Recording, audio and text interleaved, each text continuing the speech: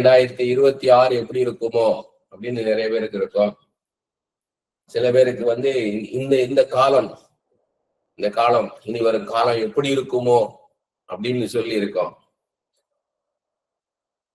இந்த எதிர்பார்ப்பு எல்லாருக்குமே இருக்கும்.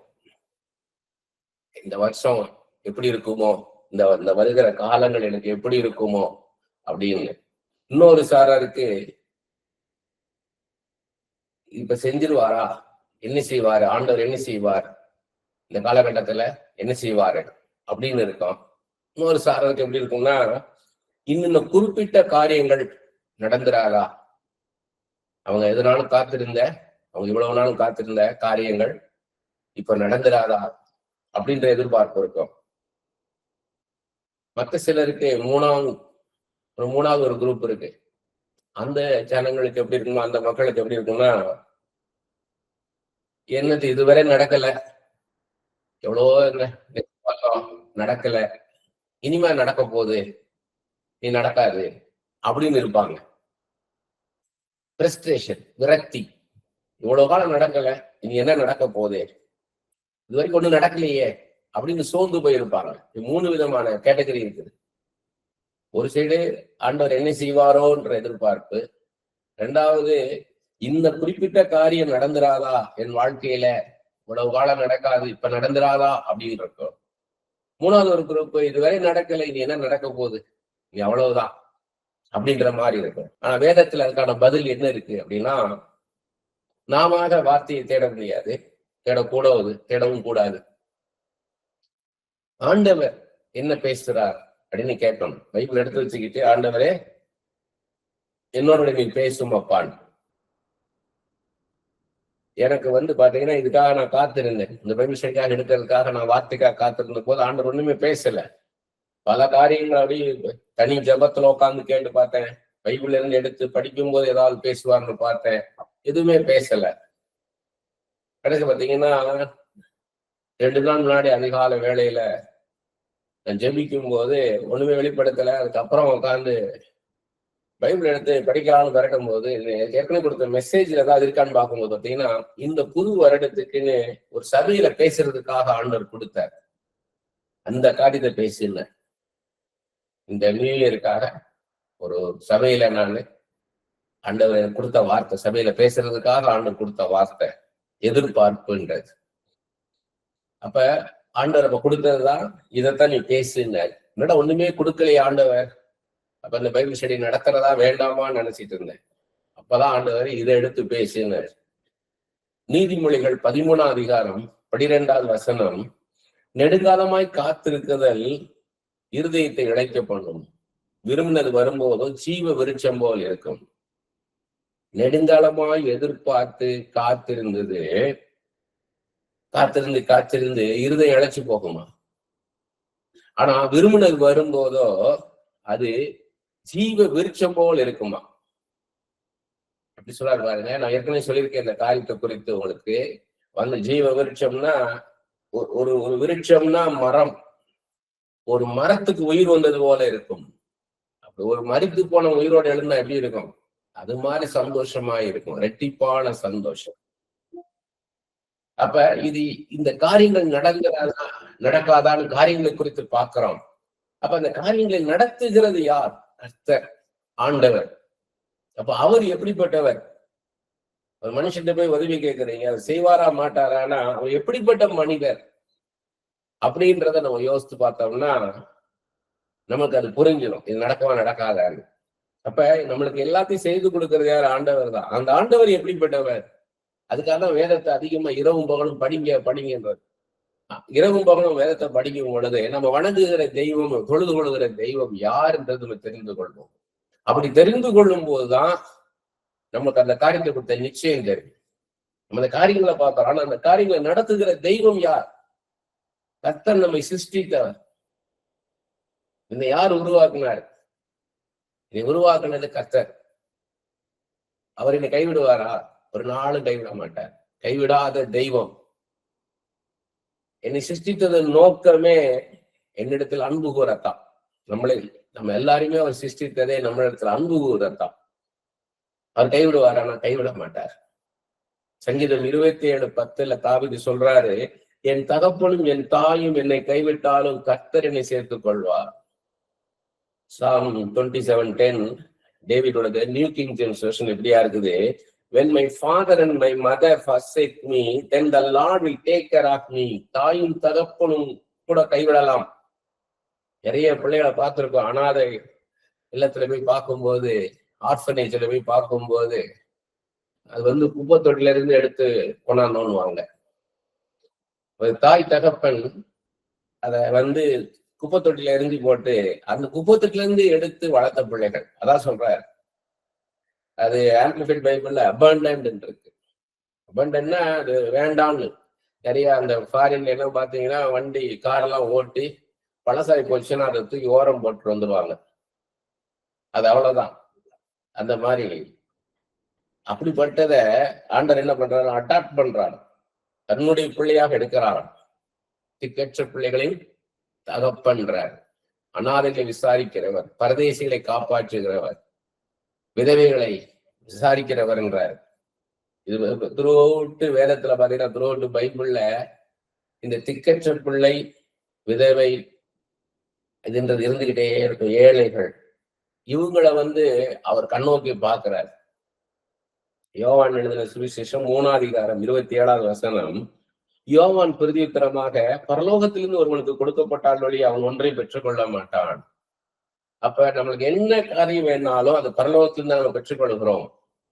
வேற எங்க இருந்து இல்லை, இந்த உலகத்தில இருந்து கிடையாது. அது ஆண்டவர்கிட்ட தான் பெற்றுக்கொள்கிறோம். அது பரலோகத்திலிருந்து நம்ம பெற்றுக்கொள்கிறோம். இன்னும் அழகா இருக்கு ஆம்பிளிஃபைட் பைபிள்ல, no other source, no other source, வேற எங்க இருந்தும் கிடையாது. நம்மளுக்கு என்ன வேணாலும் அது பரலோகத்திலிருந்து நம்ம பெற்றுக்கொள்ள முடியும். அது ஆண்டவர்கிட்ட தான் பெற்றுக்கொள்ள முடியும், வேற வழியே கிடையாது. எபேசியர் 1:3 அப்படியா பாக்குறோம். நம்முடைய கர்த்தராகிய இயேசு கிறிஸ்துவின் பிதாவாகிய தேவனுக்கு ஸ்தோத்திரம். அவர் கிறிஸ்துவுக்குள் உன்னதங்களிலே ஆவிக்குரிய சகல ஆசீர்வாதத்தை நம்ம ஆசீர்வதித்திருக்கிறார்.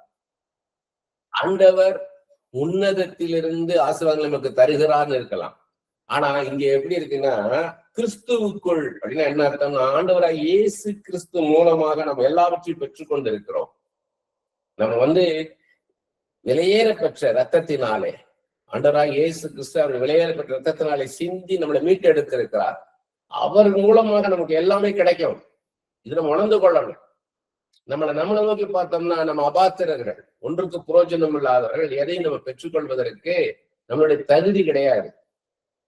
ஆனால் இயேசுவின் ரத்தத்தாலே மீட்கப்பட்டதனால சகல விதமான ஆசீர்வாதம் அவர் மூலமா நமக்கு கிடைக்குது. சொல்றாரு பவுல், என்ன சொல்றாருன்னா, இயேசு கிறிஸ்துவின் பிதாவாகிய தேவனுக்கு ஸ்தோத்திரம். பிதா, இயேசுவின் பிதா, அவர் தான் ஆசீர்வாதத்தை தரணும். அவர் இயேசுக்குள், கிறிஸ்து இயேசுக்குள் உன்னதங்களில் இருக்கிற ஆவிக்குரிய சகல ஆசீர்வாதங்களினால் நம்மை ஆசீர்வதித்திருக்கிறார். Every spiritual blessing in the heavenly realms in Christ. Amplified பைபிள்ல உன்னதங்களில் இருக்கிற ஆசீர்வாதம், பரலோகத்தில் இருக்கிற ஆசீர்வாதத்தை நம்மளுக்கு இயேசு கிறிஸ்து மூலமாக பெற்றுக்கொள்கிறோம். நம்ம யாக்கோபு 1:17 இப்படியாக பார்க்கிறோம், நன்மையான எந்த ஈவும் பூர்ணமான எந்த வரமும் பரத்திலிருந்து உண்டாகி ஜோதிகளின் பிதாவிடத்தில் இறங்கி வருகிறது. அவரிடத்தில் யாதொரு மாறுதலும் யாதொரு வேற்றுமையும் நிழலும் இல்லை. இதுல ஆசீர்வாதத்தையும் பார்க்கிறோம், ஆசீர்வதிக்கிற தெய்வத்தை குறிச்சும் பார்க்கிறோம். நம்ம நன்மையான எந்த ஈவும், எவ்ரி குட் திங், பூர்ணமான எந்த வரமும், எவ்ரி பெர்ஃபெக்ட் கிஃப்ட், பூர்ணமானது. அவர் தருகிறது அரையும் குறையுமா கிடையாது, பூர்ணமானது. அது எங்க இருந்து வருதுன்னா, பரத்திலிருந்து உண்டாகி, பரலோகத்திலிருந்து உண்டாகி ஜோதிகளின் பிதாவின் இடத்திலிருந்து இறங்கி வருகிறது. வெளிச்சமாய் இருக்கிற கர்த்தரிலிருந்து வருது. அவர்கிட்ட எந்த இருள் கிடையாது. அதான் சொல்றார், அவரிடத்துல யாதொரு மாறுதலும் யாதொரு வேற்றுமை நிழலும் இல்லை. அவர்கிட்ட எந்த குறையும் நீங்க பார்க்க முடியாது. அப்படிப்பட்ட தெய்வத்திட்ட இருந்து நமக்கு ஆசீர்வாதம் வருது. சோ இங்க ஆசீர்வதிக்கிறவர் யார்? ஆசீர்வாதம் எப்படிப்பட்டது? ஆசீர்வாதம் பெர்ஃபெக்டிவ், பெர்ஃபெக்டா இருக்குது, குட் திங், நல்லதையே செய்கிறார், பூரணமாக தருகிறார், பூர்ணமான நம்மளுக்கு கொடுக்கிறார், பூர்ணமானதை கொடுக்கிறார், அரையும் குறையுமாக இல்ல. அவர் எப்படிப்பட்டவர்னா, அவரிடத்துல யாதொரு மாறுதலும், நோ வேரியேஷன். அவருடைய அன்பு மாறாதது, அவருடைய உண்மை மாறாதது, அவருடைய நீதி மாறாதது, இருக்கிறவராக இருக்கிறவர், ஐஎம் சொன்னவர், ஒரு நாளும் மாறாதவர். அதனாலதான் நாசிக சுவாசம் எந்த மனுஷன் நம்பாத, மனுஷன் மாறி போவான், பிரபுக்களா இருந்தாலும் நம்பாத, என்னை மாத்திரம் நம்புன. யாதொரு வேற்றுமை நிழலும் இல்லை என்றார். No shadow cast by his turning. அவர் மாற மாட்டார். He is perfect and never changes. In the Amplified Bible, New Century வெர்ஷன்ல creator of sun, moon and stars போட்டிருக்குது. சூரியனையும் சந்திரனையும் நட்சத்திரங்களை உண்டாக்கினவர். அவ்வளவு பெரிய சர்வ வல்லமை உள்ள தேவன் நம்மளை ஆசீர்வதிப்பது லேசான காரியம். சங்கீதம் 75 6, 7 வசனங்கள். இது ஆசா பாடின சங்கீதம். கிழக்கிலும் மேற்கிலும் வனாந்திர திசையிலும் இருந்து ஜெயம் வராது. எக்ஸால்டேஷன், உங்களுடைய உயர்வு அது எங்கோ கிழக்குல இருந்தோ மேற்குல இருந்து வனாந்திர திசையில இருந்து வராது. எத்தனையோ பல முறை சொல்லியிருக்கிறேன் நான். It's not from east or west or north or சவுத்ன்னு இருக்குது இங்கிலீஷ் பைபிள்ல. ஆனா தமிழ் பைபிள் அழகா இருக்குது. கிழக்கில் இருந்தும் மேற்குல இருந்தும், இங்க இருந்து வருமோ, இப்படி இந்த சைட்ல இருந்து நம்மளுக்கு உயர்வு வருமோ, இல்ல ஆப்போசிட் வேல இப்படி வருமோ அப்படின்னு கூட நினைக்காத. வனாந்திர திசையில இருந்துன்னா வனாந்திரத்து ஒண்ணுமே கிடைக்காது. சோ ஒரு அன்னோன் சோர்ஸ்ல இருந்து, தெரியாத விதத்துல எனக்கு ஒரு உயர்வு வருமோன்னு கூட நினைக்காத. தேவனே நியாயாதிபதி என்றார். God is judge. ஒருவனை தாழ்த்தி ஒருவனை உயர்த்துகிறார். ஒருத்தனை உயர்த்துவதும் தாழ்த்துவதும் கர்த்தர் கரத்துலதான் இருக்குது. அதுல அவரையே தான் நோக்கி பார்க்கணும். எனக்கு இப்படி வந்துடுமா, அப்படி வந்துடுமா அப்படின்லாம் இல்லை. என் படிப்பு, இந்த படிப்பு படிச்சதுனால எனக்கு இப்படி வந்துடுமோ, அந்த நாட்டுக்கு போனா அந்த நாட்டுல இருந்து எனக்கு இப்படி வேலை கிடைச்சிடுமோ, இப்படி போயிடலாம மேல, இப்படிப்பட்ட ஒரு லைஃப் எனக்கு வருமோ அப்படிலாம் நினைக்காத. என்னை நோக்கி பார், உன் கண்கள் வானத்தை அண்ணாந்து பார்க்கட்டும். எனக்கு ஒத்தாசை வரும் பர்வதங்களுக்கு நேராக என் கண்களை ஏறெடுக்கிறேன். வானத்தையும் பூமி உண்டாக்கின கர்த்தரிடத்துல எனக்கு ஒத்தாசை வரும். அதான் பரலோகத்துல இருந்துதான் நமக்கு ஆசீர்வாதம். பரலோகத்துல நமக்கு உயர்வு வேற எதை வச்சும் கிடையாது. நம்முடைய பலத்தையோ நம்ம பராக்கிரமத்தை வைத்தெல்லாம் கிடையாது. நம்ம அபாத்திரர்கள், தகுதியற்றவர்கள்.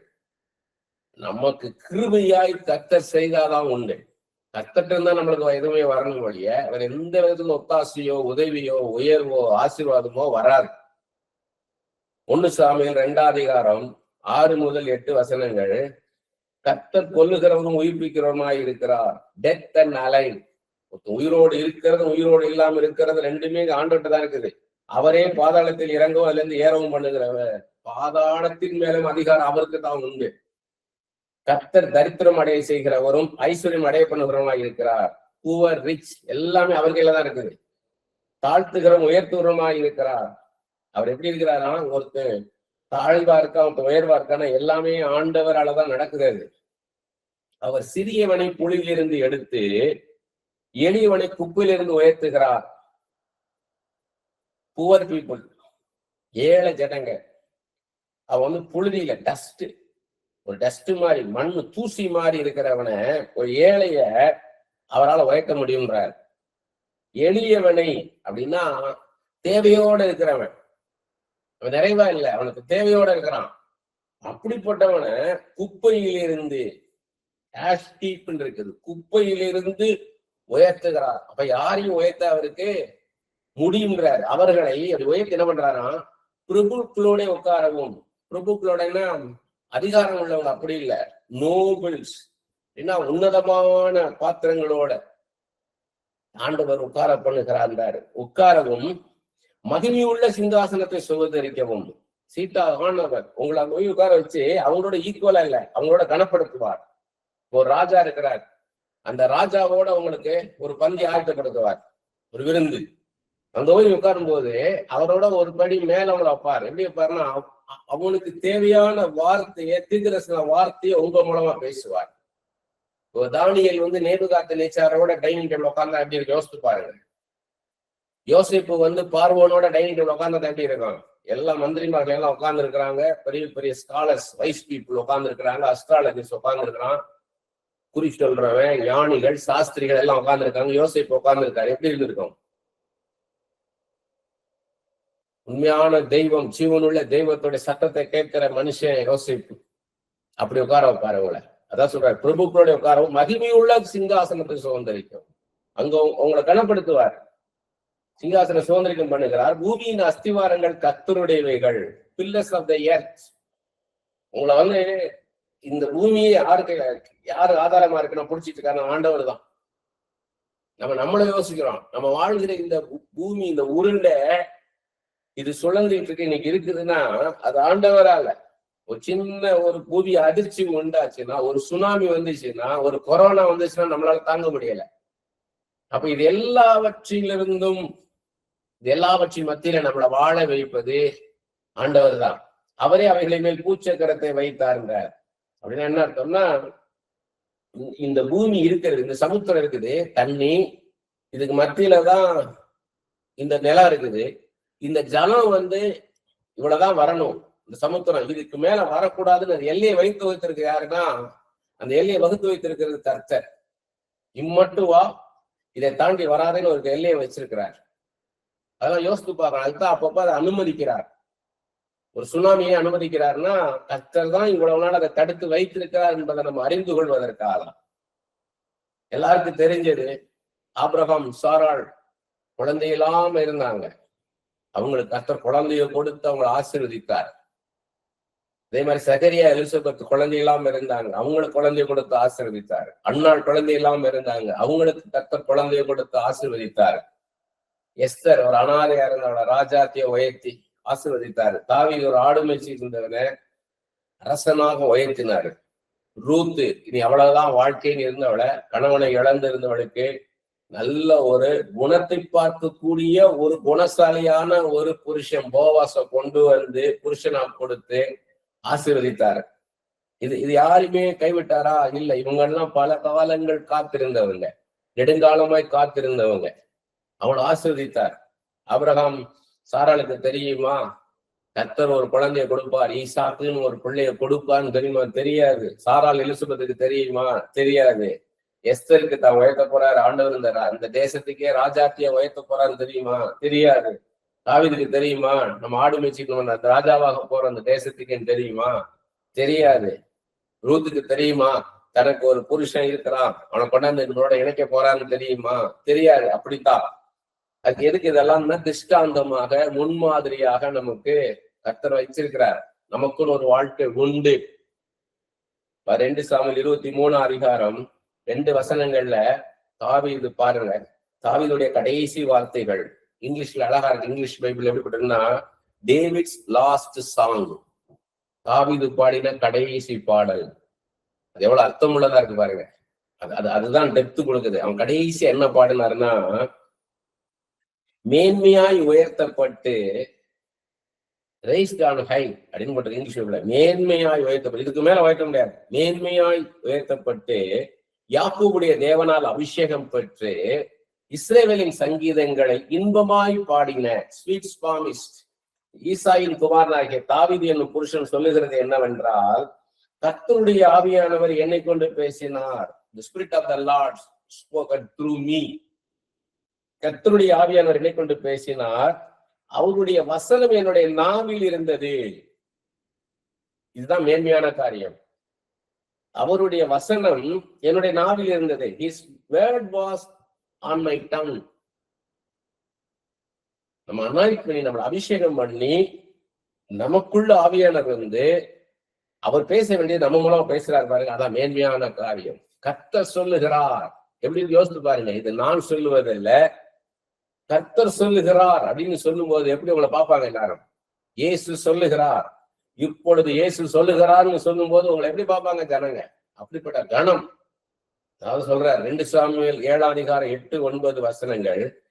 இப்போது நீ என் தாசனாகிய தாவீதை நோக்கி, சேனைகளின் கர்த்தர் சொல்லுகிறது என்னவென்றால், நீ இஸ்ரவேல் என்கிற ஜனங்களுக்கு அதிபதியா இருக்கும்படி ஆடுகளின் பின்னே நடந்த உன்னை நான் ஆட்டு மந்தை விட்டு எடுத்து, நீ போன எவ்விடத்திலும் உன்னோடு இருந்து உன் சத்துருக்களை எல்லாம் உனக்கு முன்பாக நிர்மலமாக்கி, பூமியில் இருக்கிற பெரியோர்களின் நாமத்துக்கு ஒத்த பெரிய நாமத்தை உனக்கு உண்டாக்கினேன்.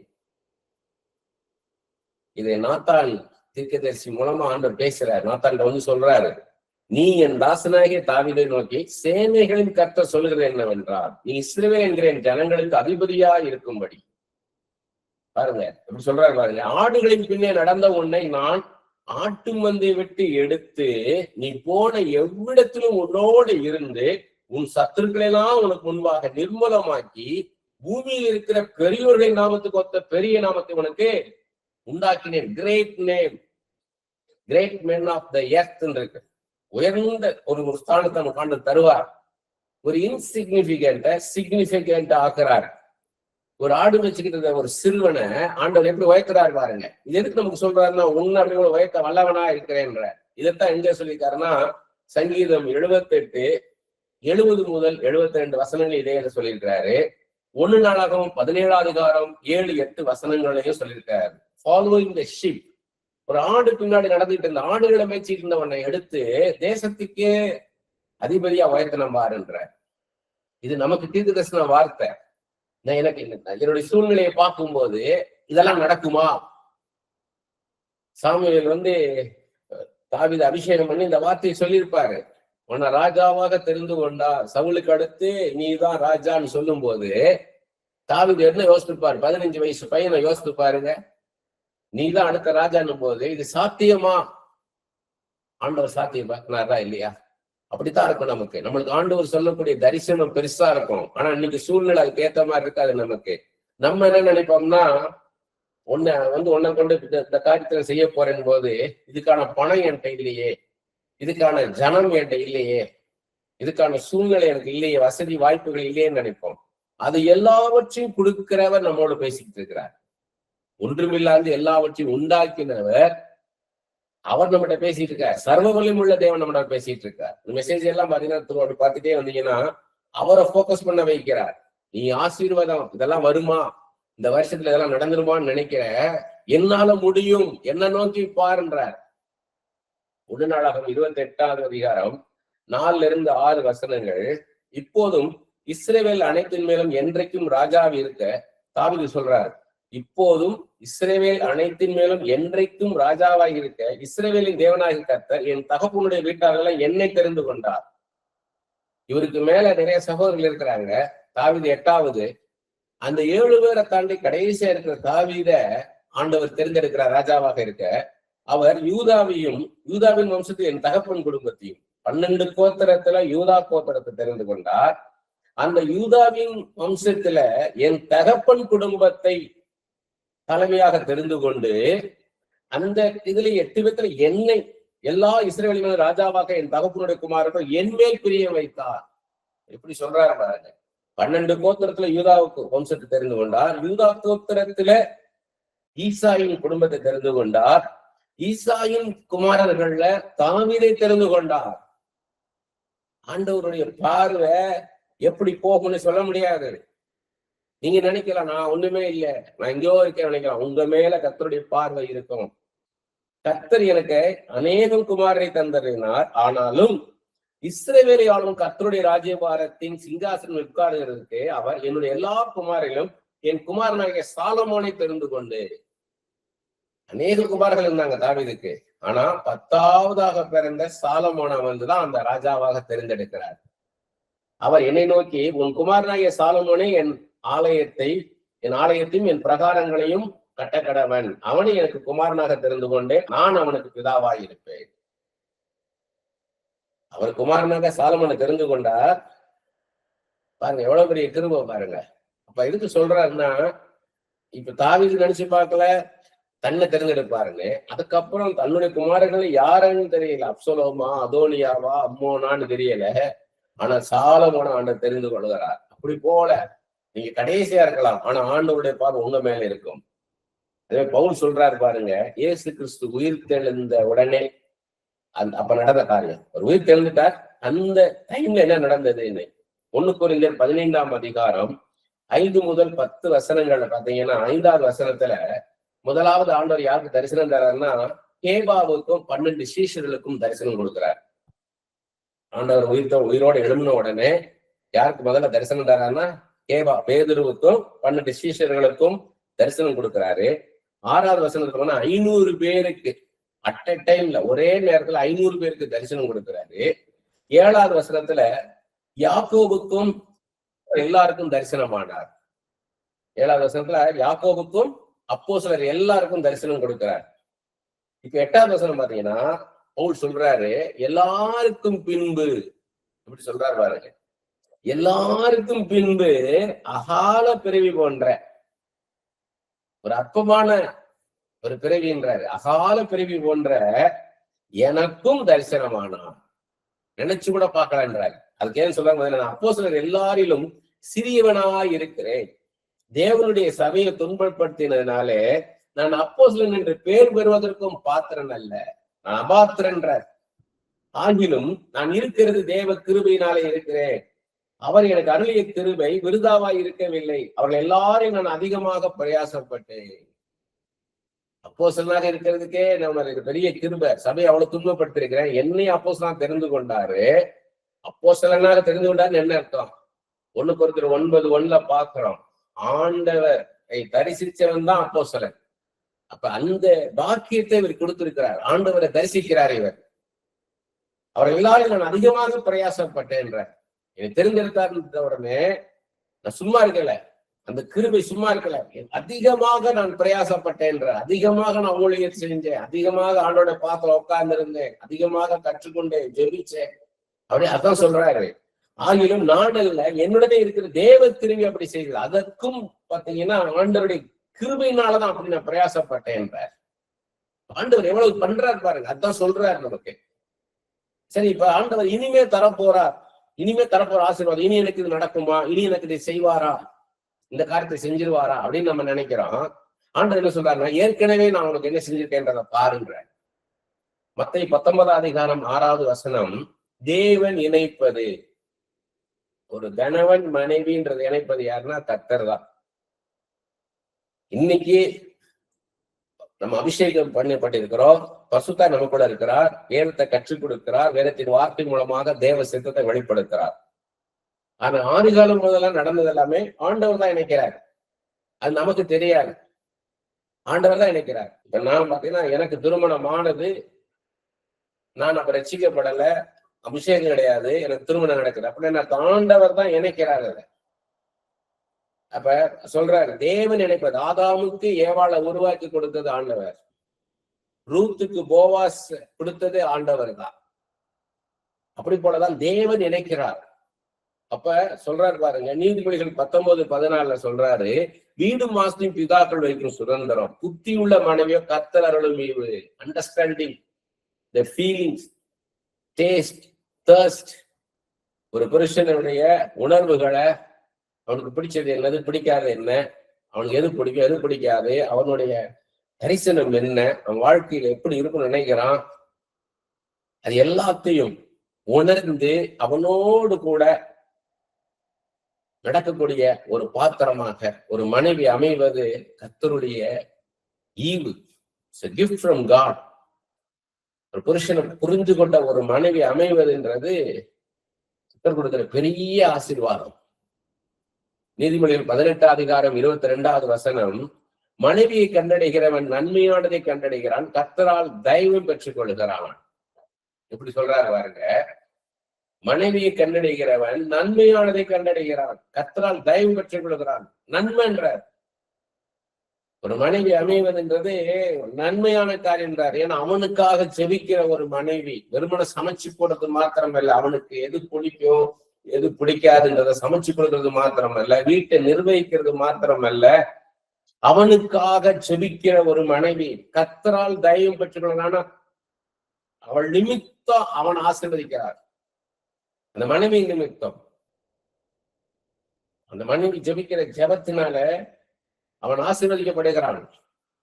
அவன் புருஷன் வேலைக்கு போனாலும் அந்த மனைவி பண்ற ஜெபத்தினால அவனுக்கு மேலதிகாரின் கண்கள்ல தயவு கிடைக்கிறது. அவன் மேல பொறாமையா இருக்கிறவங்க அவனை அவனுடைய உயர்வுக்கு தடையாயிராதபடிக்கு ஆகிறாருன்னா அது இந்த மனைவியோட ஜபம் தான். அதான் கர்த்தரால் தயவும் பெற்றுக் கொள்கிறாங்க. நீதிமொழிகள் 14:1 பாக்குறோம், புத்தியுள்ள ஸ்திரீ தன் வீட்டை கட்டுகிறாள், புத்தி இல்லாத ஸ்திரீ தன் கைகளை அதை இழுத்து போடுகிறாள். ஒரு குடும்பம் சமாதானமா இருக்குதா, அது அந்த மனைவியின் கையில தான் இருக்குது.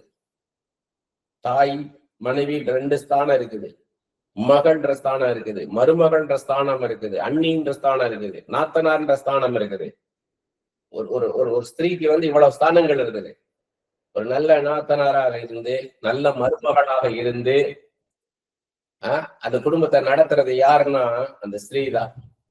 அந்த வீட்டுடைய நிர்வாகத்தை பொறுப்படுத்திக் கொள்கிறார். அந்த தேவைகள் என்ன, அந்த குடும்பத்தின் தேவைகள் என்ன, அதை எப்படி எதிர்கொள்றது, எதை செலவு பண்ணணும், எதை செலவு பண்ணக்கூடாது, எது அனாவசியமானது, எது அவசியமானது, இதெல்லாத்தையும் பார்த்து செய்யறது யாருன்னா அந்த ஸ்திரீ தான்.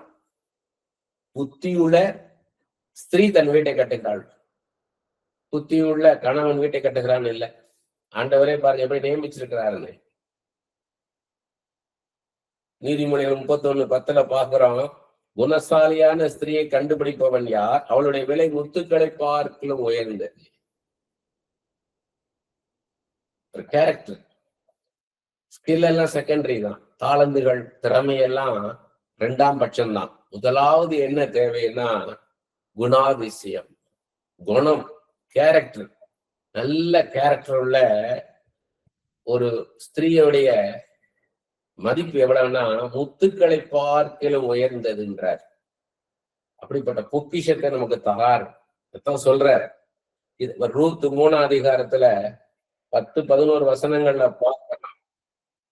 அவ சொல்றாரு, யாரு நம்ம போவாஸ் சொல்றாரு, அவன் போவாஸ் சொல்றாரு, மகளே ரூத்தை பார்த்து சொல்றாரு, நீ கர்த்தரால் ஆசீர்வதிக்கப்படுவாயாக, நீ தரித்திரம் ஐஸ்வர்யவான்களுமான வாலிபர்களின் பிறகு போகாததினால் உன் முந்தின நற்குணத்தை பார்க்கலும் முந்தின நற்குணத்தை பார்க்கலும் உன் பிந்தின நற்குணம் உத்தமமாய் இருக்கிறது.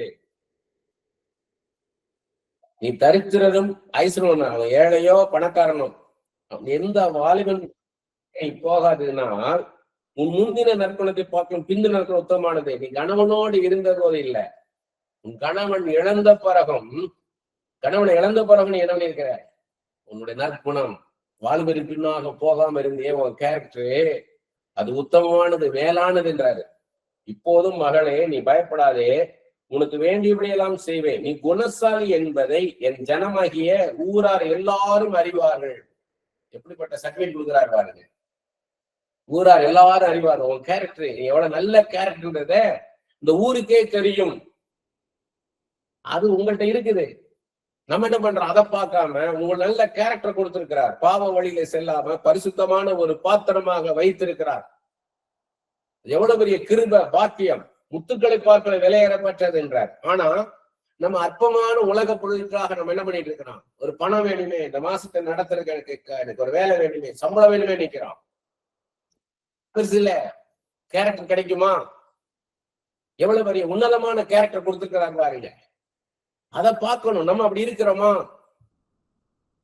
ஆல்ரெடி பிளஸ்ட் யூன்றாரு, என்னால் ஆசீர்வதிக்கப்பட்ட பாத்திரம், உனக்கு எவ்வளவு நல்ல கேரக்டர் கொடுத்திருக்கிறார், அதை பாருன்றாரு. அதுதான் முக்கியம். நீ நம்ம எனக்கு அது இல்லையே இது இல்லையே இது இல்லையன்றோம். ஆனா ஆண்டவர் என்ன சொல்றாரு, உனக்கு நான் ஏற்கனவே கொடுத்திருக்கிறத பாருன்ற. என்ன கொடுத்திருக்காரு, கேரக்டர். ஒரு கேரக்டர் தான் ரொம்ப முக்கியம். நீங்க எவ்வளவு திறமைசாலி, எவ்வளவு உயர்வான பதவியில இருக்கிறீங்க, அதெல்லாம் பெருசு கிடையாது. நீங்க புகழ் பெற்றவங்களை பாத்தீங்கன்னா அவங்களுக்குள்ள பெரிய வருத்தம் இருக்கும். அவங்க நல்ல அழகா ட்ரெஸ் பண்ணிருப்பாங்க, ரொம்ப விலையுயர்ந்த ஆடை அணிஞ்சிருப்பாங்க, விலையுயர்ந்த கார்ல வருவாங்க, பெரிய வீடு இருக்கும் அரண்மனை மாதிரி. ஆனா உள்ள அவங்களுக்குள்ள அசுத்தத்தை நினைச்சு வருந்தி இருப்பாங்க. அது நமக்கு தெரியாது.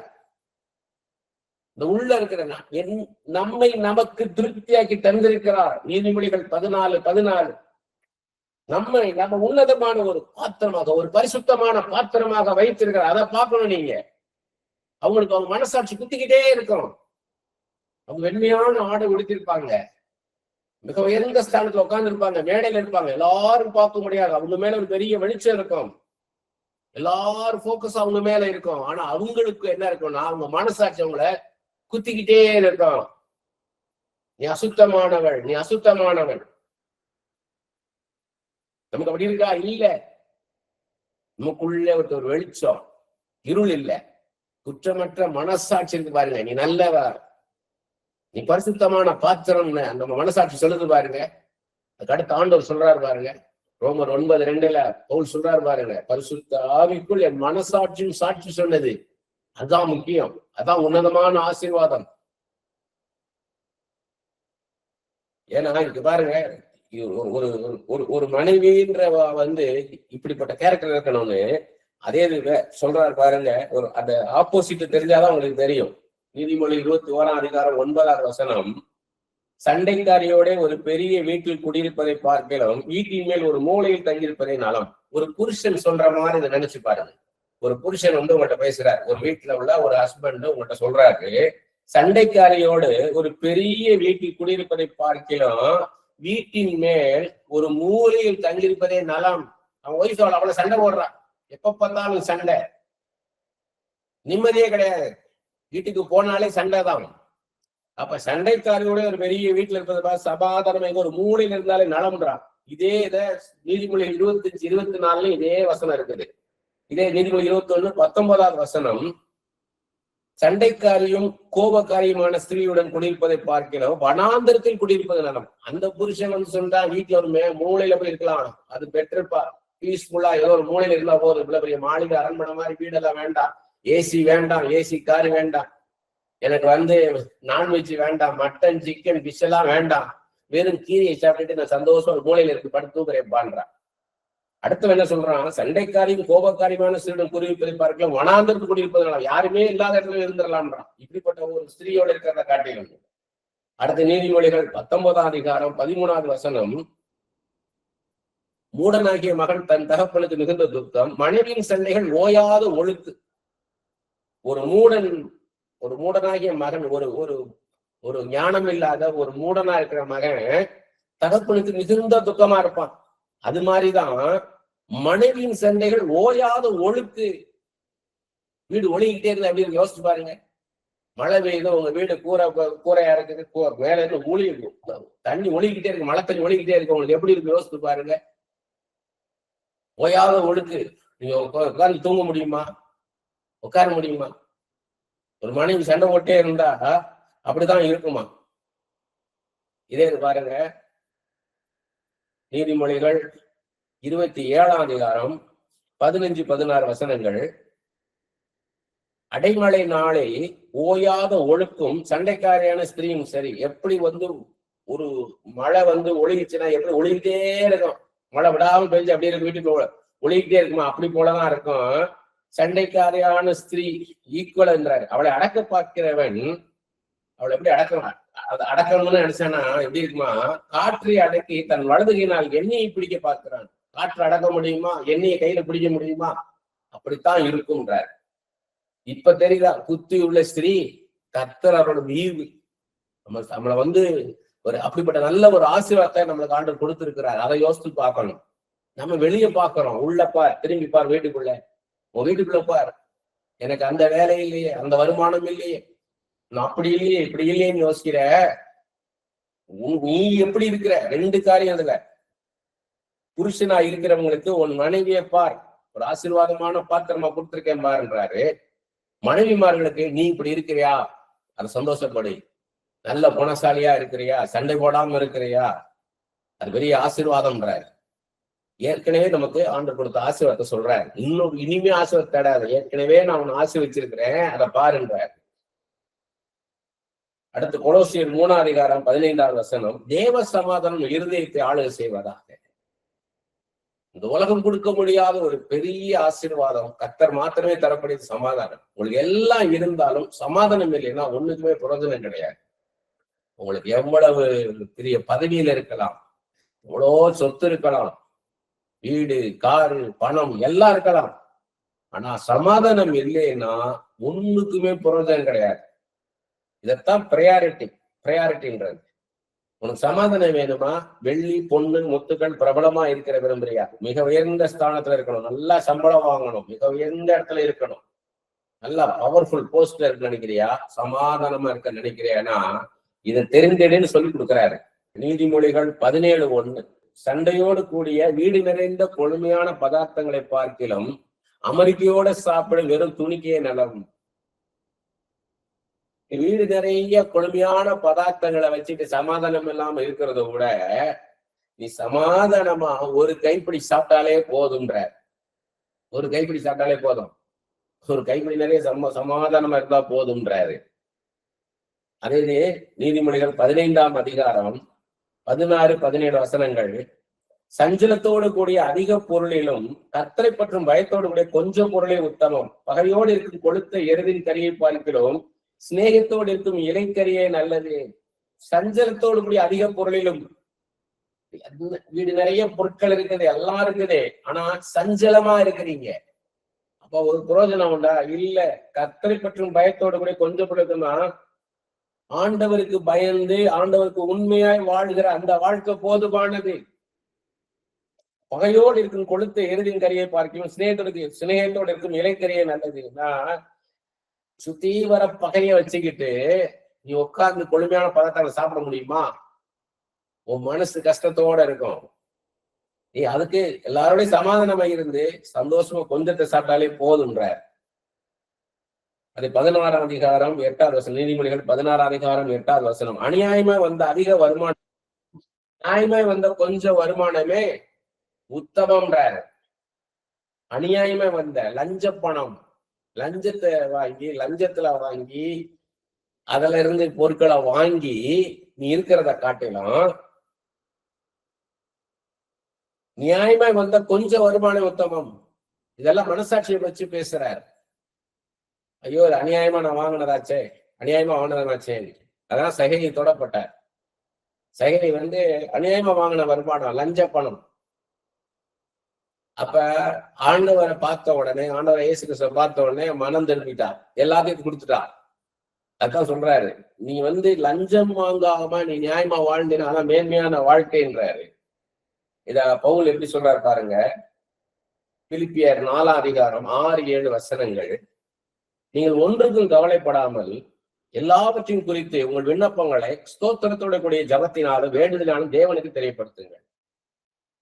எல்லாம் என்னென்ன உனக்கு வருத்தங்கள் இருக்கோ, தேவைகள் இருக்கோ, இந்த வருங்காலங்கள் எனக்கு எப்படி இருக்குமோ, இந்த காரியம் நடக்குமா நடக்காதா, என் வாழ்க்கை என்ன எப்படி போகும், இப்படி எல்லாம் யோசிச்சுட்டு இருக்க என்கிட்ட வான்றாரு. வருத்தப்பட்ட பாரம் சுமங்கல எல்லாரும் என்னிடத்தில் வாருங்கள், நான் உங்களுக்கு இளைப்பாறுதல் தருவேன்றார் இல்லையா? அதை சொல்றாரு. நீங்க ஒன்றுக்கும் கவலைப்படாம, நீ எதுக்கு கவலைப்படாத, எல்லாவற்றையும் குறித்து, உன் காரியங்கள் எல்லாவற்றையும் குறித்து உங்கள் விண்ணப்பங்களை ஸ்தோத்திரத்தோடு கூட ஜபத்தினான். ஸ்தோத்திரத்தோட ஏற்கனவே கர்த்தர் செய்த நன்மைகள் எல்லாம் உங்களுக்கு சமாதானத்தை கொடுத்தார், நல்ல மனைவியை கொடுத்தார், நல்ல கேரக்டர் கொடுத்திருக்கிறார், இவ்வளவும் பண்ணியிருக்கிறார். காற்று கொடுத்தவர், தண்ணீரை கொடுத்தவர், வெளிச்சத்தை கொடுத்தவர், உணவு கொடுத்தவர், உடை கொடுத்தவர், இருப்பிடத்தை கொடுத்தவர், இவ்வளவும் கொடுத்தவர். இதுக்கெல்லாம் அப்பாற்பட்டு மேல என்ன இருக்குன்னா அன்பு, கிருபை, தயவு, இரக்கம் எல்லாத்தையும் கொடுத்திருக்கிறார். இதுவரை நம்மளுக்கு எல்லாத்தையும் கொடுத்து நடத்தி இருக்கிறார். அதுக்கெல்லாம் ஸ்தோத்திரம் செலுத்தி என்ன பண்ண, தேவனுக்கு தெரியப்படுத்து. நீ எல்லாவற்றையும் குறித்து உங்கள் விண்ணப்பங்களை என்ன பண்ணு, ஆண்டவருக்கு தெரியப்படுத்து. அப்பொழுது எல்லா புத்திக்கும் மேலான தேவ சமாதானம் உங்கள் இருதயங்களும் உங்கள் சிந்தைகளை கிறிஸ்து இயேசுக்குள்ளாக காத்துக் கொள்ளும். இது அதிகமாக தியானிக்க வச்சார். Philippians chapter 4 verse 6 and 7 Amplified Bible first படிக்கிறேன். Do not be anxious or worried about anything. The anxiousன்றதை தான் நான் எதிர்பார்ப்புன்னு போட்டிருக்கேன். Anxiety, எல்லாருக்குள்ளயும் ஒரு எதிர்பார்ப்பு இருக்கும். என் வாழ்க்கை அடுத்து எப்படி இருக்குமோ, இந்த காரியம் எனக்கு நடந்துராதா, எனக்கு புருஷனுக்குள்ள அந்த மாற்றம் நடந்துராதா, நான் எனக்கு இன்னென்ன காரியங்கள்லாம் ஆண்டவர் மாற்ற மாட்டாரா, இது எனக்கு கிடைச்சிடாதா, இப்படி என் வாழ்க்கை போயிடாதான்ற ஒரு ஆன்சைட்டி, ஒரு எதிர்பார்ப்பு எல்லாருக்குள்ள இருக்கும். அதனாலதான் எதிர்பார்ப்புன்ற அந்த பெயரை வச்சேன் நான். Do not be anxious or worried about anything, but in everything. Everythingனா என்னன்னு சொல்றாரு பாருங்க. Every circumstance and situation, by prayer and petition with thanksgiving, continue to make your specific request known to God. And the peace of God, the peace which reassures the heart, that peace which transcends all understanding, that peace which stands God over your hearts and your minds in Christ Jesus is yours. கிறிஸ்து இயேசுக்குள்ளா காத்துக்கொள்வார் சொல்ல வரார். இது இன்னும் new living டிரான்ஸ்லேஷன்ல படிக்கிறேன். Don't worry about anything. Instead, நீ இதான் கவலைப்படாத, அதுக்கு பதிலு pray about everything. நீ என்ன பண்ணு, ஜெபம் பண்ணு. நீ கவலைப்பட்டு உட்கார்ந்து இருக்காத, எதிர்பார்த்துட்டு உட்கார்ந்து இருக்காத. நீ பண்ண வேண்டியது என்னன்னா, கொடுக்கிற தேவன், எல்லாவற்றையும் உனக்கு செய்கிற தேவனிடத்துல ஜெபம் பண்ணு. Pray about everything. Tell God. what you need and thank him for all he has done. கடந்த காலமா அவர் செய்த நன்மைகளுக்கெல்லாம் நன்றி சொல்லி, உன்னுடைய பிரச்சனை என்ன, உன்னுடைய எதிர்பார்ப்பு என்ன, உன்னோட தேவை என்ன, உன் சூழ்நிலை என்ன செய்யணும் ஆண்டவர்ன்றத ஆண்டவர்கிட்ட பேசு. If you do this, you will experience God's peace. நீ தெரியப்படுத்தும் போது உனக்குள்ள ஒரு சமாதானத்தை நீ உணர்வ, which is far more wonderful than the human mind can understand. ஒரு மனுஷனால புரிந்து கொள்ள முடியாத விஷயம் நடக்கும் உனக்குள்ள. அந்த சமாதானம் ஒரு மனுஷனால புரிந்து கொள்ள முடியாது. அப்படிப்பட்ட சமாதானம் கர்த்தர் தருவார். His peace will guard your hearts and minds as you live in Christ Jesus. நீ இயேசுக்குள்ள இருந்தேன்னா இதெல்லாம் நடக்கும் உனக்கு. இதுதான் கீ. வெறுமனை உட்கார்ந்துட்டு புலம்பாத, எனக்கு இது ஏன் நடக்கல, அது ஏன் நடக்கல, ஏன் இது நடந்திருக்கலாமே, அப்படி நடந்திருக்கலாமே. நீ இயேசுக்குள்ள வா. இயேசு அழைக்கிறார். இயேசு அழைக்கிறார். ஆவலாய் தம் கரங்கள் நீட்டியே இயேசு அழைக்கிறார். பரிதுமை அழைத்தது போல அழைக்கிறார். ஏண்டவா அப்படி வந்தேன்னா உன் மைண்டு, உன்னுடைய மனதினால சிந்திக்க முடியாது, கிரகிக்க முடியாது, அப்படிப்பட்ட ஒரு சமாதானம் உனக்குள்ள கடந்து வருன்றாரு. நியூ செஞ்சுரி வெர்ஷன் எப்படி கேட்டீங்கன்னா, do not worry about anything but pray and ask God for everything you need, always giving thanks, and God's peace, which is so great you cannot understand it, will keep your hearts and minds in Christ Jesus. எப்படி சொல்றா பாத்தீங்களா? ஆண்டவருக்குள்ள வந்தாதான், இயேசு கிட்ட வந்தாதான் நடக்கும். இதெல்லாம் எப்பயுமே சொல்லுவேன், ஒரு ட்ரையாங்கிள், ஒரு இமேஜினேஷன், ஒரு ட்ரையாங்கிள் வச்சுக்கிடணும். ஒரு பக்கம் நீங்க விரும்பின காரியம், உங்க விரும்பின வாழ்க்கை, இன்னொரு பக்கம் நீங்க, இன்னொரு பக்கம் ஜீசஸ் கிரைஸ்ட். நீங்க நேரடியில பெற்றுக்கொள்ள முடியாது. இயேசு கிட்ட வந்தீங்கன்னா இதை கொண்டாந்து கொடுப்பார். இயேசு கிட்ட வரணும். சமாதானம் எவ்வளவு முக்கியம்னு சொல்றாரு பாருங்க ஆண்டவரு. எபிரேயர் 7:2 சொல்றாரு, சமாதானத்தின் ராஜா, கிங் ஆஃப் பீஸ்ன்றார். அவர் யாராம்? நான் சமாதானத்துக்கு ராஜாவாக இருக்கிறேன்றார். King of பீஸ்ன்றார். சமாதானம். நான் அன்புள்ள தெய்வம், நான் பரிதவிக்கிற தெய்வம், நான் மனதுருக்கமுள்ள தெய்வம்ன்றதெல்லாம் ஒரு தடவை 2 தடவை தான் இருக்குது. ஆனா சமாதானத்துக்காக நான் சமாதானத்தை தருகிற தேவன்றத எத்தனை தடவை சொல்றாரு பாருங்க. எபிரேயர் 7:2 சமாதானத்தின் ராஜா, கிங் ஆஃப் பீஸ்ன்ற, சமாதானத்தின் தேவன், காட் ஆஃப் பீஸ் அப்படின்றத எபிரேயர் 13:20, பிலிப்பியர் 4:9, 1 தெசலோனிக்கேயர் 5:23, ரோமர் 15:33, ரோமர் 16:20, 1 கொரிந்தியர் 16:33 இவ்வளவுலையும் சொல்றாரு சமாதானத்தின் தேவன், காட் ஆஃப் பீஸ்ன்றார். ஏசாயா 9:6 சொல்றாரு சமாதான பிரபு, பிரின்ஸ் ஆஃப் பீஸ்ன்றாரு. 2 தெசலோனிக்கேயர் 3:16 சொல்றாரு சமாதானத்தின் கர்த்தர், லார்ட் ஆஃப் பீஸ்ன்றாரு. மீகா 5:5 எபேசியர் 2:14 சமாதானக்காரனர், கிரைஸ்ட் ஹிம்செல்ஃப் இஸ் அவர் பீஸ்ன்றாரு. நியாயாதிபதிகள் 6:24 யெகோவா ஷாலோம், தி லார்ட் இஸ் பீஸ்ன்றார். எத்தனை தடவை சொல்றாரு பாருங்க. சமாதானம், சமாதானம், நான் சமாதானம், சமாதானத்தின் ராஜா, நான் சமாதானத்தின் ஆண்டவர். உனக்கு சமாதானம் இருக்குன்னா அது என்னாலதான் வரும். யோவான் 14:27 சொல்றாரு, நீ விரும்புகிறபடி அல்ல, என்னுடைய சமாதானத்தை தருவேன். நீ எனக்கு இந்த இடத்துல இந்த காரியத்துல மட்டும் சமாதானம் கிடைச்சா போதும்னு நினைக்கிறது. வீட்டின் காரியத்துல எனக்கு சமாதானம் கிடைச்சா போதும், என் புருஷன் காரியத்துல சமாதானம் கிடைச்சா போதும், என் வேலை காரியத்துல சமாதானம் கிடைச்சா போதுன்ற இல்ல, என்னுடைய சமாதானத்தை நான் உனக்கு தருவேன். ஆண்டவர் இயேசு கிறிஸ்து என்னுடைய சமாதானத்தை நான் உனக்கு தருவேன். கணுக்கால் அளவல்ல, முழங்கால் அளவல்ல, இடுப்பளவல்ல, நீந்தி முழுகத்தக்கதான சமாதானத்தை கர்த்தர் தருவார்.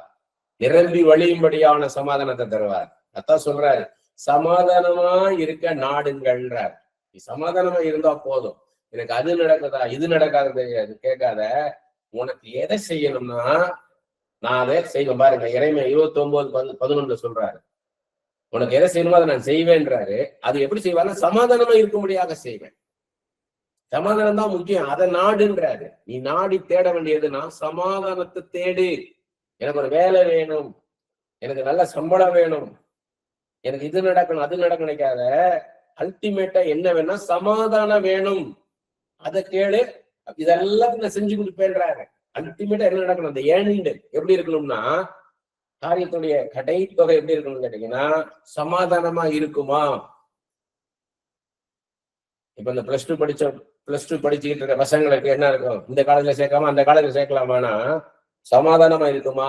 இமேஜினேஷன் யூஸ் பண்ணணும். நாளைக்கு ஒரு காலேஜ்ல உங்க பிள்ளைகளை சேர்த்தீங்க, ஒரு ஸ்கூல்ல சேர்த்துட்டீங்க, இங்க இருந்து நம்ம பிரயாணப்பட்டு உங்க பிள்ளைகள் போய் வரும்போது எப்படி இருக்குன்றதை நீங்க இமேஜின் பண்ணி பார்க்கணும்.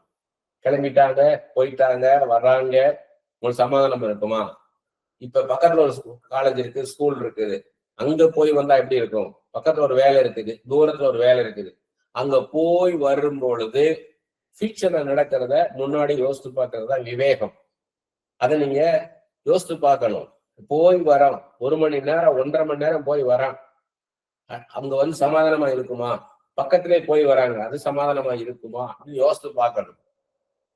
அப்ப எது முக்கியம்? பிரயாணப்படுறதா, அலைச்சலா?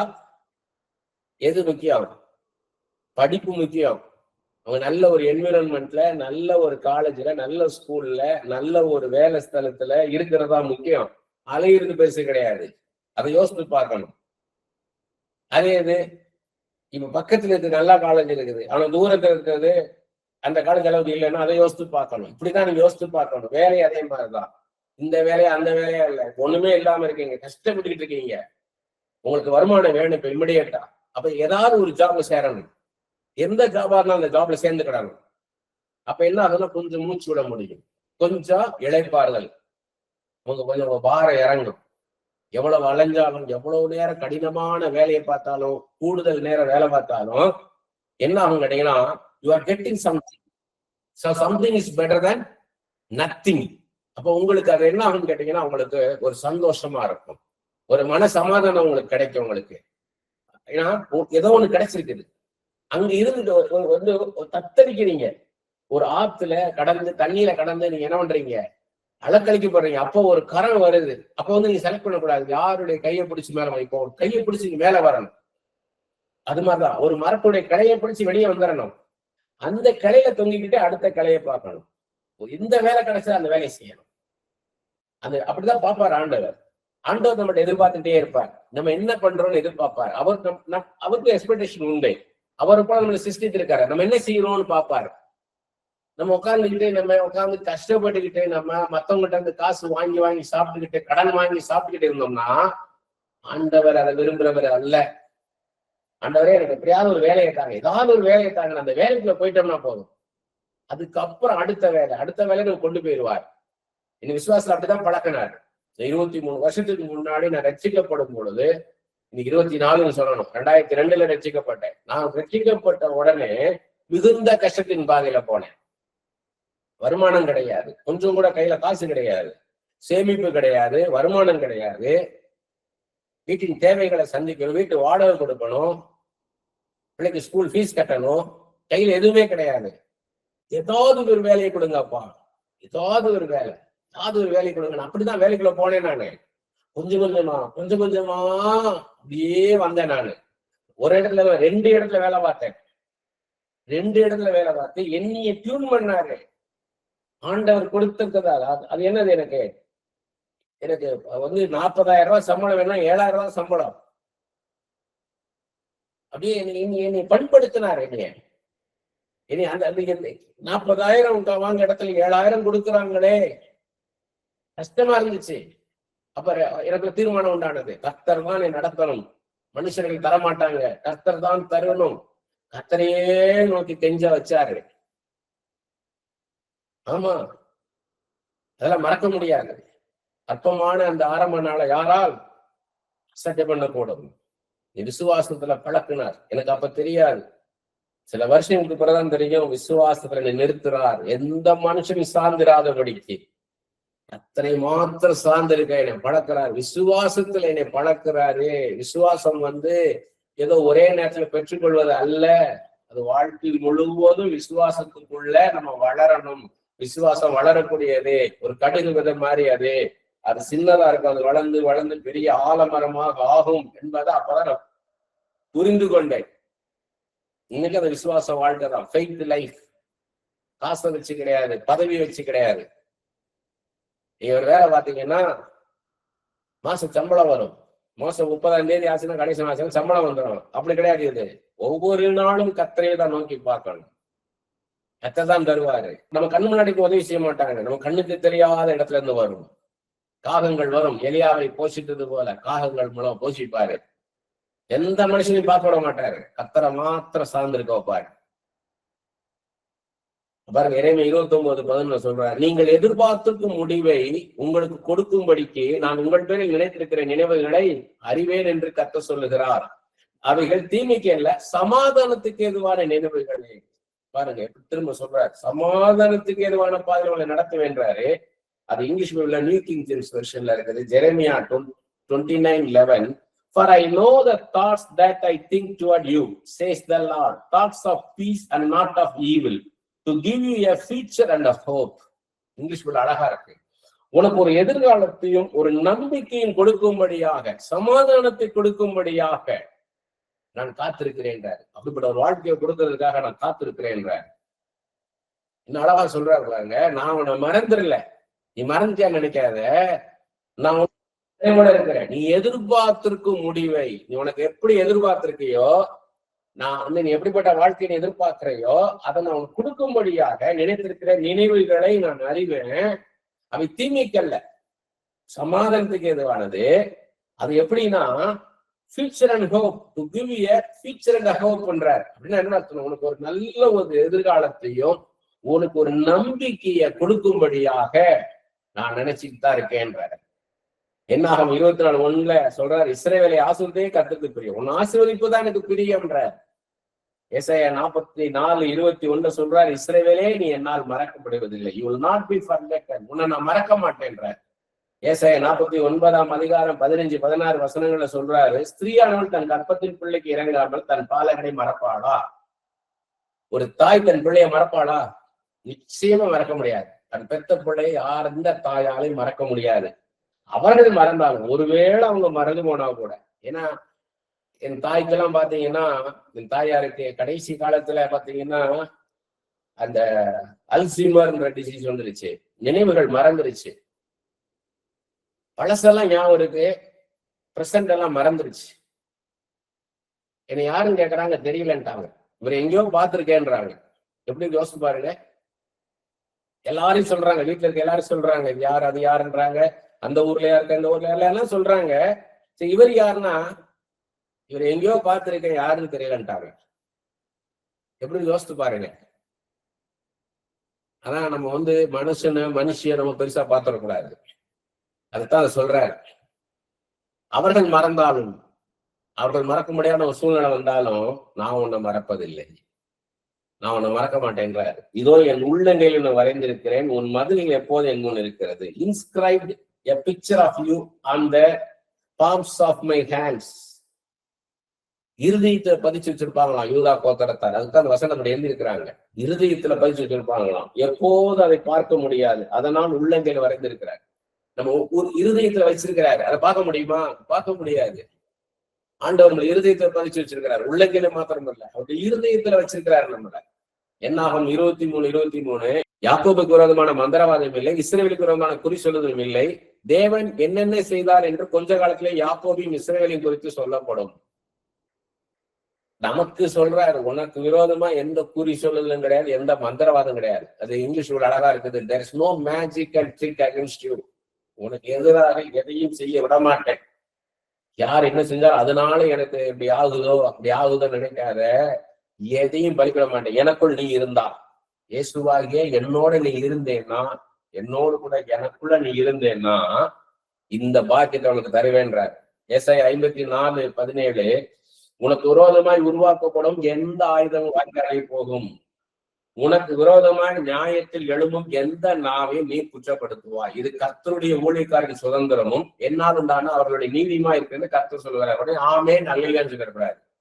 இது யாருக்கு ஆசீர்வாதம்? இந்த ஆசீர்வாதம்னா கர்த்தருடைய ஊழியத்தை நீங்க செஞ்சீங்கன்னா, ஏன்னா இது கர்த்தருடைய ஊழியக்காரரின் சுதந்திரமும், இது கர்த்தருடைய ஊழியத்தை செஞ்சீங்கன்னா உங்களுக்கு விரோதமாய் உருவாக்கப்படும் எந்த ஆயுதம் வாய்க்காதே போகும், உங்களுக்கு விரோதமாய் நியாயத்தில் எழும்பும் நாவை நீங்க குற்றப்படுத்தும்படியாக ஆகும்.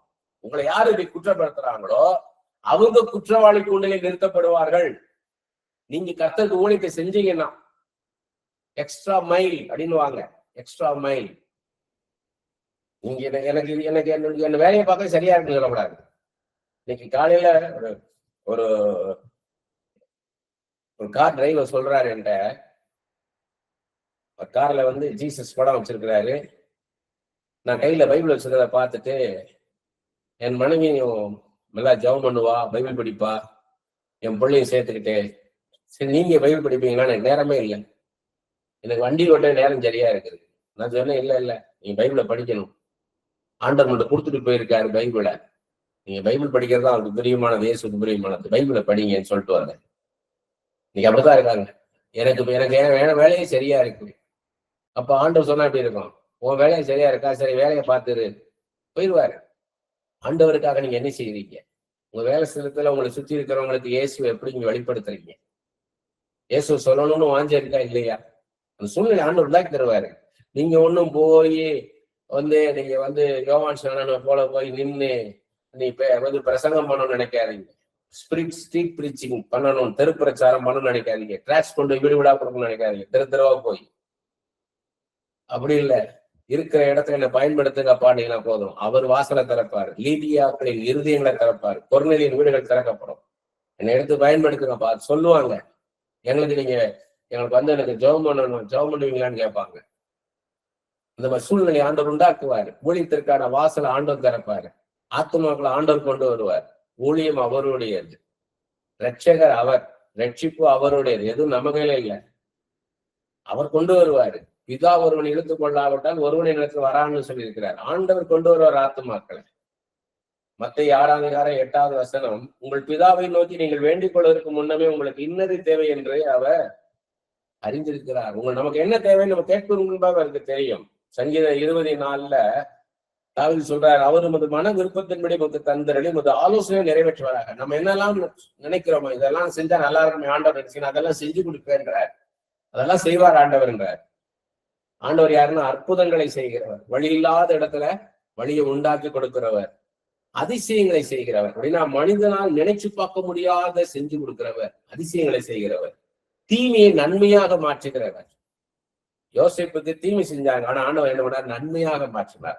இன்னைக்கு உங்களுக்கு ஒரு தீமை மாதிரி நினைக்கலாம், இதை நன்மையாக மாற்ற கர்த்தரால முடியும். ஆனா கர்த்தருக்காக நீங்க ஏதாவது செஞ்சாதான் அவர் செய்வாரு. எதையுமே செய்யாம சுயநலமா இருந்தீங்கன்னா, உங்களை நீங்களே நேசிச்சிருந்தீங்கன்னா ஒரு பிரயோஜனம் இல்லை. இயேசுவின் அன்பு செல்லணும். நான் மாத்திரம் பரலோகத்துக்கு போவேன் அல்லேலூயான்னு போயிட்டீங்கன்னா ஒரு பிரயோஜனம் இல்லை. எத்தனை பேருக்கு ஆண்டவரை பத்தி சொல்றீங்க? எத்தனை பேரை பரலோகத்துக்கு நேராக வழி நடத்துறீங்க? இன்னைக்கு அவங்களுக்குள்ள பரலோகம் வரணும். பரலோகத்துக்கு போறது அடுத்தது. இன்னைக்கு அவங்களுக்குள்ள பரலோகத்தை கொண்டு வர ஆண்டவரால முடியும். ஒருவனுக்குள்ள ஆண்டவர் வந்துட்டாருன்னா அதான் தேவனுடைய ராஜ்யம் சொல்லி லூக்கா 17:21 பாக்குறோம். தேவனுடைய ராஜ்யம் உங்களுக்குள்ள இருக்குதே என்ன? அப்ப ஆண்டவரை அறிந்து கொள்ள வச்சுக்கினா போதும். எத்தனை பேரை வழி நடத்துறீங்க? பாதுகாக்கிற தெய்வம், நம்மளை பாதுகாக்கிற தெய்வம் ஒரு நாள் கைவிட மாட்டாரு. நம்மளுக்கு அடைக்கலமாய், கேடயமாய், தஞ்சமாய், துருகமாய், அரணாய், கோட்டையா இருப்பார். சுகந்தருகிற தெய்வம், எப்பேற்பட்ட வியாதி சுகப்படுத்துகிற தெய்வம் அவர் நம்மோடு கூட இருக்கிறார். சுகந்தருகிற தெய்வம் உங்களோட இருக்கிறார். வாக்கு திட்டங்களின் தேவன். 2 கொரிந்தியர் 1:20 பாக்குறோம். அவருடைய வாக்கு திட்டங்கள் இயேசு கிறிஸ்துவில் ஆம் என்றும் ஆமேன் என்று இருக்குது. ஆம் என்றும் இல்லைன்னு இல்லை. அவர் கொடுத்த வாக்கு திட்டங்கள் எல்லாம் வச்சுட்டு இருக்கிறார். அதெல்லாத்தையும் நமக்கு செஞ்சு கொடுப்பாரு. ஏற்கனவே கர்த்தர் நம்ம கொடுத்துள்ள ஆசீர்வாதங்களை நோக்கி பார்க்க வேண்டும். இம்மட்டும் நம்மை வழி நடத்தி சுகந்தந்து பாதுகாத்த தேவன் இனியும் நம்மை நடத்திடுவார். அவர் பரிபூர்ணம் உள்ள தேவன். எல்லா மனிதர்களுக்குமே எனக்கு ஒரு மாற்றம் தேவை, எனக்கு ஒரு முன்னேற்றம் தேவை, நான் வளரணும் என்கிற எண்ணம் இருக்கும். அது கர்த்தர் மனிதனுக்கு வைத்துள்ள இயல்பு. மனுஷனுக்குள்ள எல்லாருக்கும் அந்த இயல்பு வச்சிருக்காரு. ஒரு ஆன்சைட்டி எல்லாருக்குள்ளயும் இருக்கும், எதிர்பார்ப்பு எல்லாருக்குள்ளயும் இருக்கும்.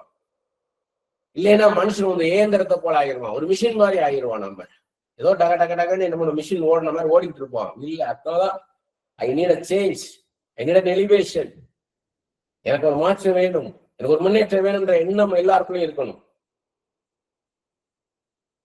நமக்குள்ள எப்படி எதிர்பார்ப்பு இருக்கும் அப்படி ஆண்டவருக்கு இருக்கும்.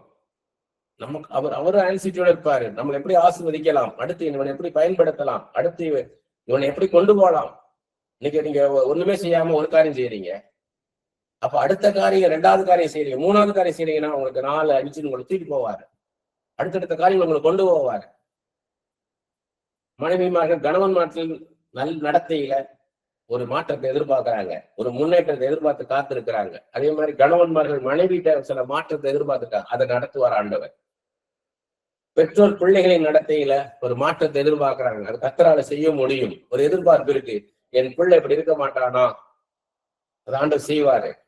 ஒரு வியாபாரி பொருட்களை வருகிறவங்களோட வாடிக்கையாளர்களோட என்ன பண்றான், எதிர்பார்ப்பா பூர்த்தி செய்ய வேண்டியிருக்குது. ஒரு வியாபாரிக்கு தன் கடைக்கு வரவங்க, தன் வியாபாரத்திட்ட வரவங்க ஜனங்களுடைய எதிர்பார்ப்போட வராங்க. அந்த எதிர்பார்ப்பை பூர்த்தி செய்யணும்ன்ற எண்ணம் அவனுக்கு இருந்துகிட்டே இருக்கும். ஒரு அலுவலகத்துல மேல் அதிகாரிகள் எதிர்பார்ப்ப கீழே வேலை செய்யறவங்க என்ன பண்ணணும், நிறைவேற்ற வேண்டியுள்ளது. நாட்டை ஆளுகை செய்கிறவர்கள் ஜனங்களுடைய எதிர்பார்ப்பை நிறைவேற்ற வேண்டியிருக்குது. அதே மாதிரி ஒரு ஒரு ஒரு ஒரு நன்றி எதிர்பார்த்து நம்ம என்ன பண்றாங்க, மனுஷங்க காத்திருக்கிறாங்க. ஒரு ஹோட்டலுக்கு போறீங்க, ஏதோ ஒரு பப்ளிக் பிளேஸ் பண்ணீங்க, ஒருத்தர் ஹெல்ப் பண்றாங்க, அவங்க உங்கள்கிட்ட ஒரு நன்றின்னு ஒரு வார்த்தையை எதிர்பார்த்து காத்திருப்பாங்க. ஒரு நன்றியை எதிர்பார்க்கிறாங்க, எல்லாருக்குள்ளே அது இருக்கும். ஒரு நாய் எடுத்துக்காங்க, நீ வளர்க்குற ஒரு நாய், வீட்டுல வளர்க்குற நாய் எஜமானனை பார்த்தேன்னு அது எதிர்பார்ப்போட பாக்குது, என் எஜமான் எனக்கு இன்னைக்கு என்ன செய்வா, எனக்கு என்ன தருவானோ, என்ன தடவி கொடுப்பானா, எனக்கு இன்னைக்கு ஏதாவது தருவானோ. வெளியே இருந்து வந்தோடனே என்ன பண்ணுது, ஒரு நாய் ஓடி வருது. எதுக்கு ஓடி வருது, எஜமான நோக்கி ஓடி வருது. ஒரு எதிர்பார்ப்போட வருது. ஒரு வேலைக்காரன் தன்னுடைய எஜமானுடைய கைகளை நோக்கி பார்க்கிறான், ஒரு வேலைக்காரி தன் எஜமாட்டியோட கைகளை நோக்கி பார்க்கிறார். நம்ம எப்படிப்பட்ட எதிர்பார்ப்போட கர்த்தரை நோக்கி பார்க்கிறோம் என்பதை கர்த்தர் அறிவார். மத்தேயு 6:25 ஆண்டவர் சொல்றார், ஆகையால் எண்ணத்தை உண்போம், எண்ணத்தை குடிப்போம் என்று உங்கள் ஜீவனுக்காக, எண்ணத்தை உடுப்போம் என்று உங்கள் சரீரத்துக்காகவும் கவலைப்படாதிருங்கள் என்று உங்களுக்கு சொல்லுகிறேன். ஆகாரத்தை பார்க்கலும் ஜீவனும், உடையை பார்க்கலும் சரீரம் விசைத்து அல்லவா, உன்னை ஜீவனோட வச்சிருக்கிறேன், நல்ல சுகத்தோட வச்சிருக்கிறேன், அதை நோக்கி பாருங்க. கஷ்டப்படுற ஜனங்களை, சுகவீனத்தினால கஷ்டப்படுற ஜனங்களை யோசித்துப்பார். வாழ்க்கை எதுவுமே தானா செய்ய முடியாது, மற்றவங்களே சார்ந்திருக்க. கண் பார்வை இல்லாதவங்களை யோசித்துப்பார், கால் இல்லாதவங்களை, கைகள் இல்லாதவங்களை யோசித்துப்பாருங்க. உன் கைகளையும் கால்களையும் கொடுத்துக்கிறேன், பார்வையை கொடுத்துக்கிறேன், காது கேட்குதே, உன் வாய் பேசுதே, உன்னை ஊமையா படைக்கலையே, ஊமையை நினைச்சுப்பார், குருடனை நினைச்சுப்பார், செவிடனை நினைச்சுப்பார், கால் ஊனமானவனை நினைச்சுப்பார், மன வளர்ச்சி இல்லாதவனை யோசித்துப்பார். உன்னை எப்படி வச்சிருக்கிறேன், ஆசை வச்சிருக்கிறேன் பாருன்ற. இப்படி வச்சிருக்கிற உன்னை இதன் முதல்ல நினைச்சு பாருன்ற. நம்ம என்ன நினைக்கிறோம்னா, அவர் கொடுத்ததை வச்சுட்டு இன்னும் தரமாட்டாரா, இன்னும் தரமாட்டாருன்ற. இல்ல, ஏற்கனவே கொடுத்ததை எப்படி கொடுத்திருக்கிறார், சமாதானத்தை கொடுத்திருக்கிறார். நல்ல மனைவி, நல்ல கணவனை கொடுத்திருக்கார், நல்ல மனைவி அவங்கள வச்சிருக்கிறார். அதை பாருன்ற. உன் குணத்தை பாரு, உன் குணத்தை பாரு, கேரக்டரை பாருன்ற. டேலண்ட பார்க்காத, காசை பார்க்காத. அதான் சொல்றாரு, உயர்ந்த ஸ்தானத்துல இருக்காங்க, அவங்க வசதியா இருக்காங்க நினைக்கிறேன், ஆனா அவங்கள்ட்ட கேரக்டர் இருக்காது. மனசாட்சி குத்திக்கிட்டே இருக்கும். பரிசுத்தமான ஒரு பாத்திரமாக நம்மளை வைத்திருக்கிறார். எப்பேற்பட்ட கிருபை, வாக்கியம், ஸ்லாக்கியம். அதான் ரூத்த முன்னுதாரணமா காமிக்கிறார். போவாஸ் அவருடைய கேரக்டர் தான் பார்த்தாரு. அப்படி கேரக்டரை பார்க்கக்கூடிய ஒரு மனுஷன் எவ்வளவு நல்ல கேரக்டரா இருக்கணும். அதான் நம்ம போவாசம் இருக்கிறோமா, மத்தவங்க கேரக்டரை பாக்குறோமா, அதுதான் முக்கியம். அதை கரைவிடாதபடிக்கு வைத்திருக்கிறார், பரிசுத்தமாக வைத்திருக்கிறார். ஒரு எளிமையான வாழ்க்கையை வாழ்ந்துட்டு போலாம், சந்தோஷமா சமாதானமா இருக்கிறது மேலானதுன்றத சொல்லி கொடுக்கிறார் நமக்கு. இந்த உலகத்துல இருந்து நம்ம என்ன பண்ண முடியாது, இந்த உலகத்துல நம்ம ஆண்டவர் கொடுத்த வாழ்க்கைய சந்தோஷம் வாழ்ந்துட்டு போனோம். அந்தந்த நாளைக்கு அந்தந்த நாளின் பாடு போதும் இருக்காரு. இன்னைக்கு எனக்கு என்ன வேணுமோ அதை கர்த்தர் கொடுத்துருக்கிறார், நாளைக்கு என்ன வேணுமோ கர்த்தர் எனக்கு செய்வார். கர்த்தருக்குள்ள இருந்தா போதும், இயேசு கிறிஸ்துக்குள்ள இருந்தா போதும், வேற எதுவும் தேவையில்லை. அவர் தான் எல்லாத்தையும் செஞ்சு கொடுக்கணும். அவர் நம்மோட இருந்தாருன்னா நம்ம எதை கவலைப்படணும். அவரையே கொடுத்தவர் மற்றது எல்லாவற்றையும் நமக்கு அருளாது இருப்பது எப்படி. நமக்கு இன்னது தேவை என்பதை அவர் அறிவார். சொல் புறாந்து அறிந்து வைத்திருக்கிற தேவன், நம்ம பெருமூச்சையும் கேட்கிற தேவன், நம்ம கண்ணீரை காண்கிற தேவன், நம்முடைய இருதயத்தின் ஏங்குதல் எல்லாம் அவர் அறிவார். அவருக்கு தெரியும் நமக்கு என்ன செய்யணும்னு. ஆனா அவரோட நம்ம நெருங்கி இருக்க விரும்புறார், அவரோட நம்ம நெருங்கி இருக்கணும். ஒரு தகப்பன் இருக்கான் வீட்டுல, பிள்ளைகள் தகப்பன்ல இருந்து என்னெல்லாம் வேணுமோ அதெல்லாம் வாங்கிக்குது. ஆனா தகப்பனோட உட்கார்ந்து அன்பா 4 வார்த்தை பேசலைன்னா அந்த தகப்பனுக்கு எப்படி யோசித்து பாருங்க. தகப்பன் வீட்டுக்கு தேவையான எல்லாத்தையும் செய்யறான், ஆனா பிள்ளைகள் வந்து தகப்பனோட வந்து உட்காந்து அன்பா 4 வார்த்தை பேசுறது இல்லை. தகப்பனுக்கு எப்படி இருக்கணும்? கடமையா ஒரு வேலை மாதிரி செஞ்சுட்டு போவான். என்ன செய்யணுமோ காசு கொடுக்க வேண்டிய காசை கொடுப்போம், பொருள் கொடுக்க வேண்டிய பொருள் வாங்கி கொடுத்துட்டு அவன் பாட்டு போவான், பிள்ளைகள் அவன் பாட்டுக்கு இருப்பாங்க. இந்த வாழ்க்கை யோசித்து பாருங்க. அன்பா உட்காந்து 4 வார்த்தை பேச, நீ உட்காந்து 4 வார்த்தை பேசுனா போதும். அன்பா உட்காந்து பிள்ளைகளோட உட்காந்து சந்தோஷமா 4 வார்த்தை பேசுனா, சம்பாதிச்சுட்டா எப்பேற்பட்ட பேரின்பம்.